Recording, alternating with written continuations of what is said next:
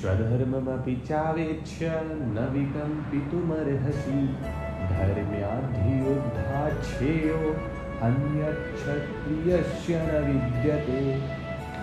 ये स्वयं परमात्मा का अंश है।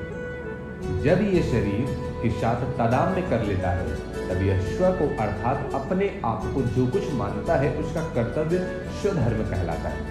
जैसे कोई अपने आप को ब्राह्मण, क्षत्रिय, वैश्य अथवा शूद्र मानता है तो अपने अपने वर्णोचित कर्तव्यों का पालन करना उसका स्वधर्म है। कोई अपने को शिक्षक या नौकर मानता है तो शिक्षक या नौकर के कर्तव्यों का पालन करना उसका स्वधर्म है। कोई अपने आप को किसी का पिता या किसी का पुत्र मानता है तो पुत्र या पिता के प्रति किए जाने वाले कर्तव्यों का पालन करना उसका स्वधर्म है। यहाँ क्षत्रिय के कर्तव्य कर्म को धर्म नाम से कहा गया है। क्षत्रिय का खास कर्तव्य कर्म है युद्ध से विमुख ना होना।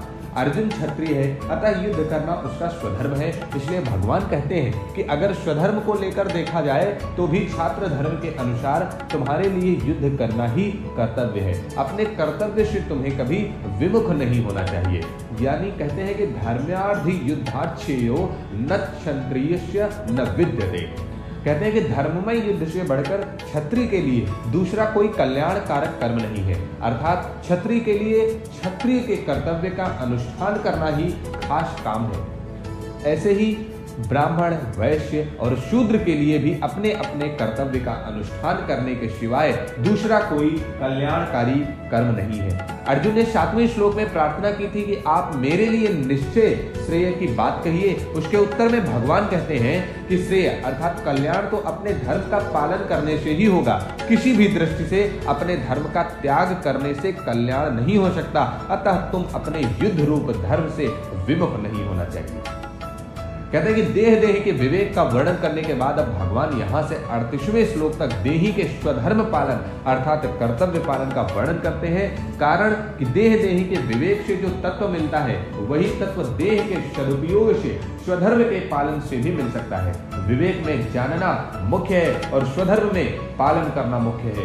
यद्यपि मनुष्य के लिए विवेक मुख्य है जो व्यवहार और परमार्थ में, लोक और परलोक में सब जगह काम आता है, परंतु जो मनुष्य देह देही के विवेक को ना समझ सके उसके लिए भगवान स्वधर्म पालन की बात कहें या कहते हैं जिससे वह कोरावाचक ज्ञानी ना बनकर वास्तविक तत्व का अनुभव कर सके। तात्पर्य है कि जो मनुष्य परमात्मा के तत्व को जानना चाहता है पर तीक्ष्ण बुद्धि और तेजी का वैराग्य न होने के कारण ज्ञान योग से नहीं जान सका तो वह कर्म योग से परमात्मा के तत्व को जान सकता है, क्योंकि ज्ञान योग से जो अनुभव होता है वही कर्म योग से भी हो सकता है। अर्जुन क्षत्रिय से, इसलिए भगवान ने इस प्रकरण में छात्र धर्म की बात कही। वास्तव में यहाँ छात्र धर्म चारों वर्णों का उपलक्षण है, इसलिए ब्राह्मणादि अन्य वर्णों का भी यहाँ अपना अपना धर्म अर्थात कर्तव्य समझ लेना चाहिए।